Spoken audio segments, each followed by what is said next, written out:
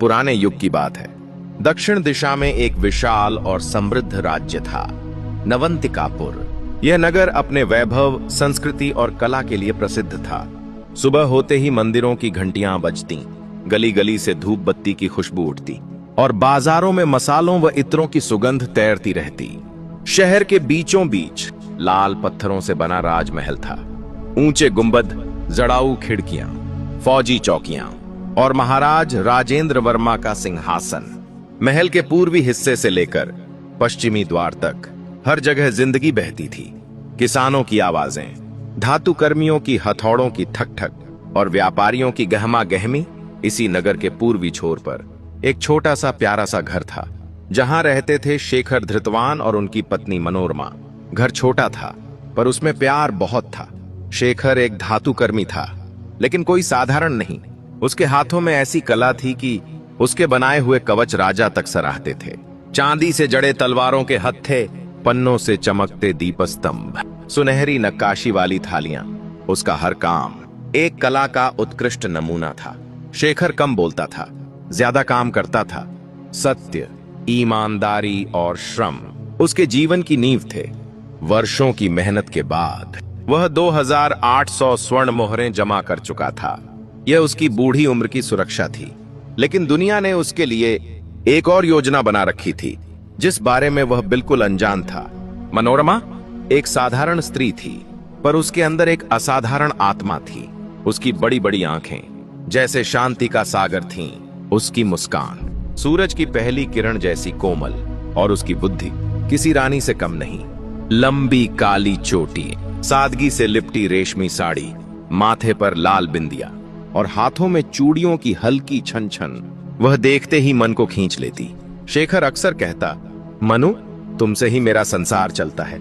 मनोरमा मुस्कुराकर जवाब देती, संसार तभी सुंदर लगता है जब उसका आधार सच्चाई हो। उनका जीवन सरल था, कभी खुशी कभी संघर्ष, पर दोनों एक दूसरे के साथ थे। लेकिन कहानी तब बदलने लगी जब उनके पड़ोस में रहने वाला समरजीत वैश्य मनोरमा को देखकर अंदर ही अंदर जलने लगा। समरजीत वैश्य ने धीरे धीरे शेखर के घर आना जाना शुरू कर दिया। पहले वह दवा लेकर आता, शेखर भैया यह दवा आपकी आंखों के लिए है। फिर कभी खाना भिजवा देता। धीरे धीरे उसकी मदद ऐसे लगने लगी जैसे वह अपनी ही अहम की तुष्टि कर रहा हो। शेखर, जो दिल से बड़ा और भरोसे से भरा हुआ मनुष्य था, इसे सच्ची मित्रता समझ बैठा। वह अक्सर कहता, समरजीत का हृदय बड़ा है, भगवान इसे भेजते हैं। मनोरमा चुप रहती। उसने उस चमकदार चेहरे के अंदर छिपे कठोर पत्थर को महसूस कर लिया था, पर पति की इच्छा और सम्मान का विरोध कैसे करे। उसने चुप्पी को ही अपनी ढाल बना लिया। एक सर्द शाम, जब शेखर के हाथ थरथराने लगे और आंखों में धुंधलापन बढ़ गया, उसने मनोरमा से कहा, मनु, मेरी आंखें अब और सहन नहीं कर पा रही। मुझे डर है कि आने वाले दिनों में मैं तुम्हें संभाल न पाऊं। मेरी जमा पूंजी वह सुरक्षित रहे, बस यही चाहता हूं। मनोरमा ने आंसू रोके और शांत स्वर में कहा, हम साथ हैं शेखर, ईश्वर सब देख रहे हैं। लेकिन जब शेखर ने मुंह खोलकर कहा, समरजीत पर भरोसा करूं, वह बड़ा सज्जन है, मनोरमा की चीख उसके भीतर तक तैर गई, लेकिन बाहर केवल संयम रह गया। उसने बहुत धीमे स्वर में कहा, नहीं, वह भरोसे लायक नहीं, पर आपकी इच्छा। शेखर ने उसका हाथ पकड़कर पूछा, यदि तुम्हें पता चले कि तुम सही थी, तब क्या? मनोरमा ने शांत आंखों से देखा और बोली, तब भी मैं आपकी आज्ञा का पालन करूंगी। और वह दिन आ ही गया जब शेखर ने 2800 स्वर्ण मोहरें समरजीत के हवाले कर दी। वही मोहरें जिनके पीछे हर थाप शेखर की मेहनत, पसीना और ईमानदारी बोलती थी। समरजीत के चेहरे की मुस्कान में कुछ ऐसा छलक आया जिसे मनोरमा ने तुरंत पहचान लिया। वह मुस्कान खुशी की नहीं, विजय की थी। समय के पहिए घूमते रहे और एक दिन काम की बढ़ती मांग ने शेखर की परेशानी और बढ़ा दी। वह कमजोर आंखों के बावजूद काम करता रहा, पर खर्च अब सहन के बाहर जा रहा था। एक शाम उसने मनोरमा से विनती की, मनु, जाओ समरजीत से कहो कि 50 या 500 मोहरें दे दे, कुछ दिनों के लिए ही सही। मनोरमा ने चुपचाप कंधे सिकोड़े और बाहर निकल गई। समरजीत का घर बड़ा और चकाचौंध भरा था, और मौसम की तरह उसका स्वागत भी मीठा लगा। दरवाजा खुला और उसकी आंखों ने मनोरमा को ऊपर से नीचे तक देखा। सादगी में ढकी एक पतिव्रता स्त्री, पर उसकी नजरों में विकृत आग जल उठी। मनोरमा ने शांत स्वर में कहा, शेखर की 2800 मोहरें कुछ सहायता दे दीजिए, वह आपकी अमानत हैं। समरजीत ने होंठ टेढ़े कर दिए और उसकी हंसी ठंडी हवा की तरह चुभने लगी। अमानत? किसकी अमानत? तुम्हारे पति के पास मोहरें आई कहां से? फिर उसके शब्द किसी गंदे छींटे की तरह गिर पड़े। मोहरें चाहिए तो बदले में तुम चाहो तो मैं तुम्हें वैभव दूं, सुख दूं। कितना आराम चाहिए तुम्हें? वह न सिर्फ एक स्त्री का अपमान कर रहा था, वह एक पत्नी की मर्यादा, एक परिवार की इज्जत और मनुष्यता की रीढ़ तोड़ रहा था। मनोरमा के चेहरे का रक्त सूख गया, पर उसकी आवाज तलवार की धार बन गई। तुम्हारा यह प्रस्ताव किसी पुरुष का नहीं, पतन का परिचय है। वह वहां से लौट आई, पर घर पहुंचते ही उसका मन टूट गया। शेखर ने सारी बात सुनी तो उसका चेहरा राख की तरह धूसर हो गया। मैंने विश्वास किया था मनु। उसकी आवाज कांप रही थी और आंखें भीतर से रो रही थीं। यह सिर्फ व्यक्तिगत विश्वासघात नहीं था, यह उस समाज का चेहरा था जहां धन और पद पाने वाले लोग सत्ता को मानवता पर थोप देते थे। मनोरमा जहां जहां न्याय की आशा लिए गई, मुखिया, सेनापति, धर्माधिकारी, हर जगह वही उत्तर मिला। पहले सहायता और फिर फूहड़ अश्लील प्रस्ताव। हर बार जब वह मानवता की खोज में गई, उसे मानवीयता नहीं, सत्ता की गंदगी लौटकर मिली। मनोरमा की आत्मा में जैसे एक भट्टी प्रज्वलित हो उठी, पर यह वह आग नहीं थी जो विनाश करे, यह वह आग थी जो परिवर्तन लाए। उसने देखा था कि जिनसे जनता न्याय की उम्मीद करती है, वे स्वयं अपराधी हैं। उसने सोचा, यदि मैं चुप बैठी रही तो शेखर की मेहनत राख हो जाएगी और मेरे अपमान का अंत कभी नहीं होगा। रात को उसने अपनी बीती बातों को याद किया, मां के उपदेश, गांव के बुजुर्गों की सीख और शेखर की हथौड़ों की गूंज, जो मानो कह रही थी, अन्याय को सहना भी अपराध है। उस क्षण उसने ठान लिया, अब मैं दया की भीख नहीं मांगूंगी, मैं अपना न्याय लूंगी, पर मेरे तरीकों से। सुबह होते ही वह बाजार गई। उसने 3 विशाल संदूक बनवाए, मजबूत लकड़ी के, मोटे ताले वाले, इतने बड़े कि उसमें कोई व्यक्ति आराम से बैठ जाए। इनका उद्देश्य हिंसा नहीं था, बस उसे चाहिए था कि जो लोग शक्ति के मद में गरजते हैं, वे एक बार अपनी औकात के आकार को महसूस करें। फिर उसने अपनी सबसे सुंदर साड़ी पहनी। यह सजावट किसी वासना की आहुति नहीं थी, यह बुद्धि की चाल थी, ताकि पापी उसकी सादगी को कमजोरी समझकर स्वयं जाल में आ जाएं। मनोरमा ने ठान लिया कि दावत में खाना भी लुभाएगा और उसकी भाषा भी। उनकी लालसा ही इस कुचक्र का ताला तोड़ेगी।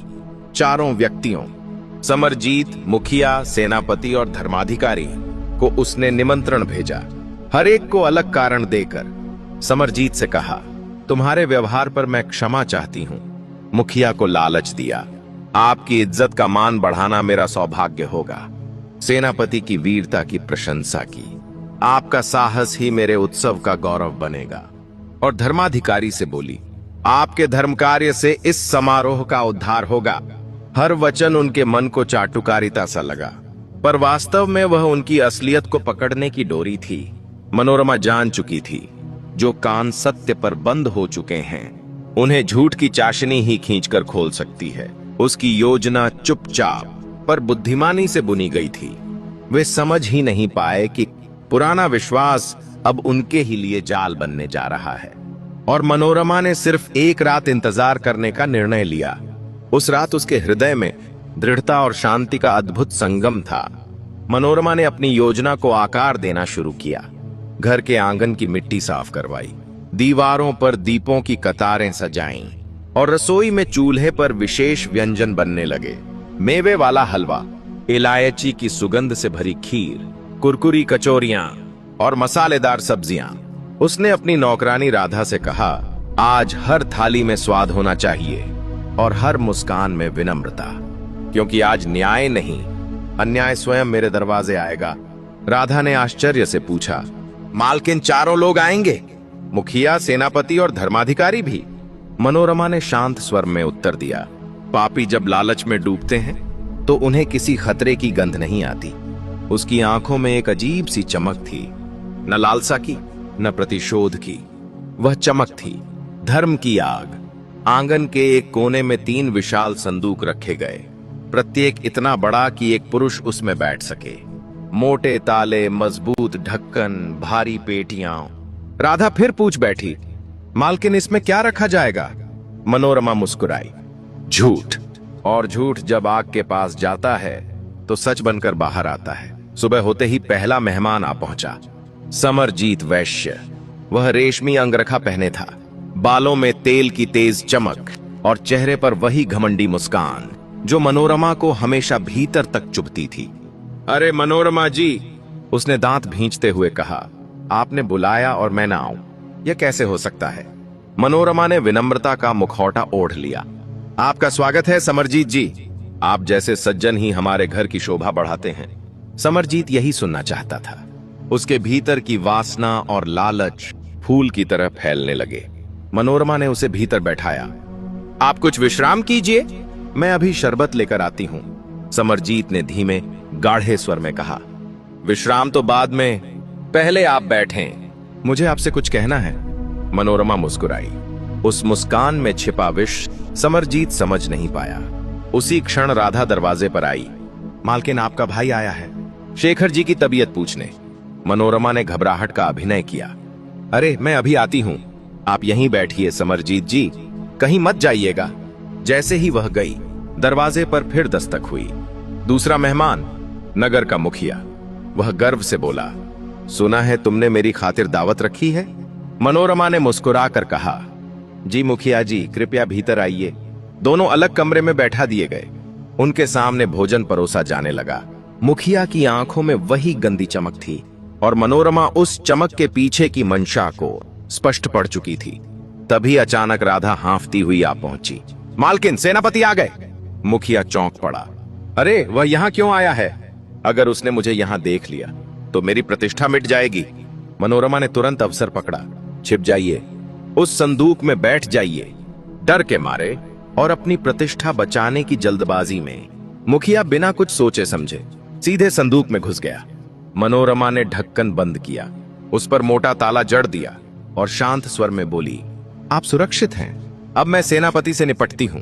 सेनापति रौबदार था, लंबा कद, कंधों पर चमकदार कवच और उस कवच पर सोने की महीन नक्काशी। उसकी आंखों में विजय का अहंकार झिलमिला रहा था। वह मुस्कुराकर बोला, मनोरमा, तुम्हारा निमंत्रण मैंने ठुकराया नहीं। तुम्हारी सुंदरता का सम्मान मैं स्वयं करता हूं। मनोरमा ने भीतर ही भीतर घुटते हुए कहा, बड़ी कृपा है सेनापति जी, आपका आना मेरे घर का गौरव बढ़ाता है। उसी समय राधा फिर भागती हुई आई। मालकिन, धर्माधिकारी पधार गए हैं। सेनापति चौंक गया। धर्माधिकारी? वह यहां क्यों? मनोरमा ने गंभीरता दिखाते हुए कहा, वह मेरे पति का पुराना परिचित है, कहीं आपकी उपस्थिति देखकर बदनामी न फैल जाए। कृपया इस संदूक में छिप जाएं। सेनापति ने पहले संकोच किया, पर बदनामी के डर और लालच के अहंकार के कारण वह सहमत हो गया। वह भारी शरीर सहित दूसरे संदूक में घुस गया और तंग जगह में ठीक से बैठ भी न पा रहा था। मनोरमा ने ढक्कन बंद किया, मजबूती से ताला लगाया और धीमे स्वर में बोली, बस कुछ ही देर, फिर आप मुक्त हो जाएंगे। धर्माधिकारी का आगमन।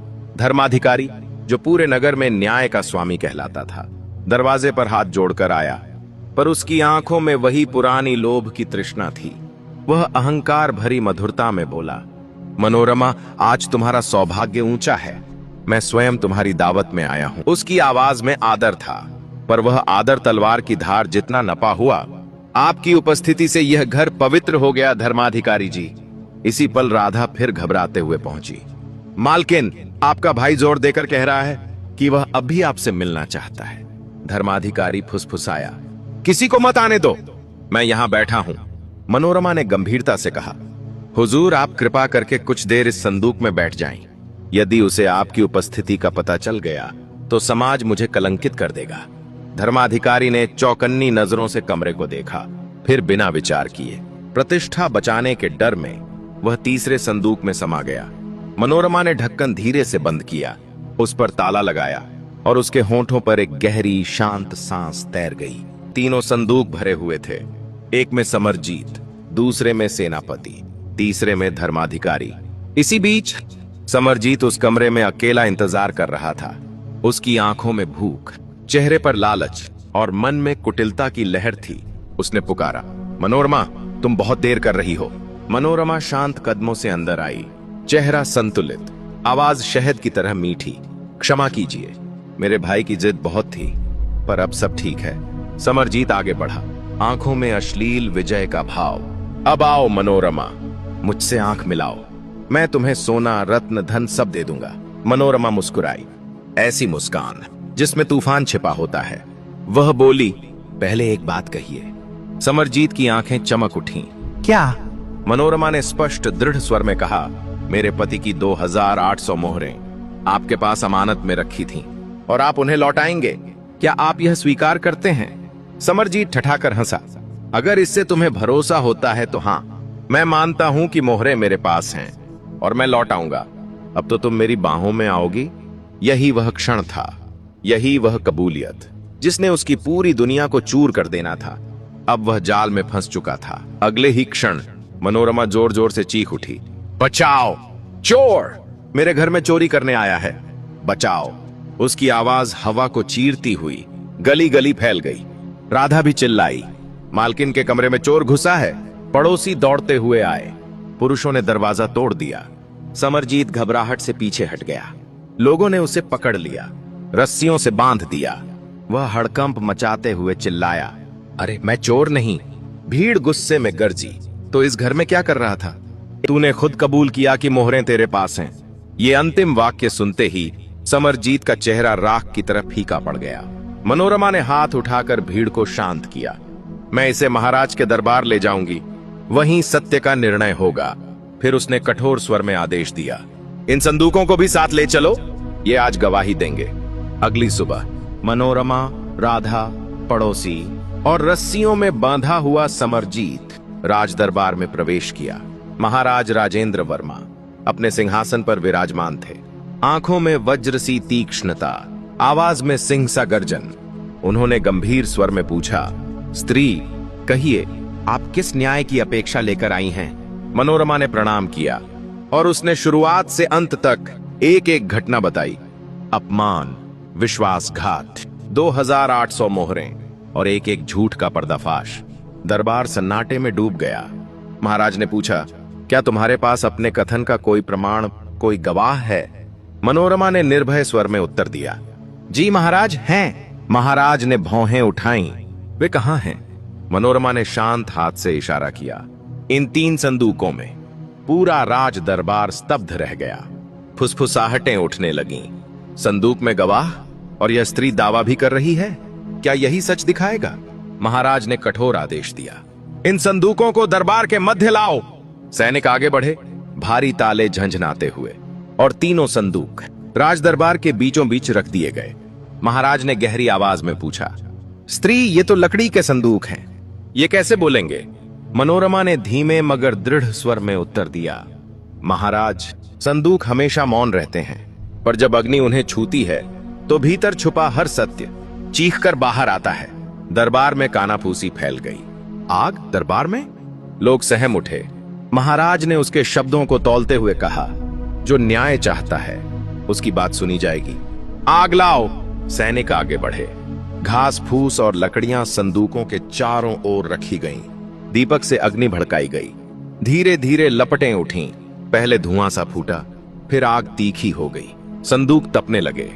अंदर बैठे तीनों पुरुष, मुखिया, सेनापति, धर्माधिकारी, पहले चुप रहे। अहंकार अभी भी उनके भीतर जिंदा था, पर जैसे ही लपटों की गर्मी बढ़ी, उनकी चीखें दरबार की ऊंची छतों को चीर गईं। महाराज बचाइए, हम अंदर हैं, हमें निकालिए।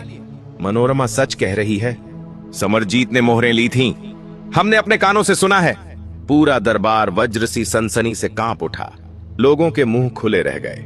महाराज सिंह की भांति गरज उठे, सिपाहियों, इतिहास गवाह रहेगा कि आज संदूक ने सत्य बोला है। इन पापियों को तुरंत बाहर निकालो। ताले तोड़कर संदूक खोले गए। तीनों पुरुष बाहर निकले। काले पड़े चेहरे, झुलसी दाढ़ियां, कांपते शरीर और शर्म से झुकी गर्दनें। उनकी आंखों में अब न लालच था, न शक्ति, न अहंकार, सिर्फ अपराध की राख। महाराज ने तड़पती पर न्यायपूर्ण आवाज में गर्जना की, क्या तुम चारों दोषी हो? मुखिया कांपते स्वर में बोला, जी महाराज, हम दोषी हैं। सेनापति ने झुके सिर से कहा, हमने सत्ता का दुरुपयोग किया। धर्माधिकारी पछतावे में डूबे स्वर में बोला, हमने न्याय की जगह पाप चुना। महाराज की नजरें अब जलती अग्नि की तरह सीधे समरजीत पर टिक गईं। और तुम समरजीत? समरजीत जमीन पर गिर पड़ा, रोने लगा। महाराज, मुझसे गलती हुई। मैंने मोहरें ली थीं। मैं लौट आऊंगा, मुझे क्षमा करें। महाराज की गूंजती आवाज दरबार में बिजली की तरह फैली। देर हो चुकी है। तुमने स्त्री की मर्यादा को भंग करने का प्रयास किया, अमानत में खोट किया, न्याय का अपमान किया। फिर उनका कठोर निर्णय पूरे दरबार में प्रतिध्वनित हुआ। चारों अपराधियों को तत्काल कारागार में डाला जाए। समरजीत की समस्त संपत्ति राज्य कोष में जब्त की जाए। 2800 स्वर्ण मोहरें शेखर धृतवान को तत्काल लौटाई जाएं और मनोरमा को राज्य की नारी शौर्य उपाधि प्रदान की जाए। ऐसा निर्णय सुनते ही पूरा दरबार खड़ा हो गया।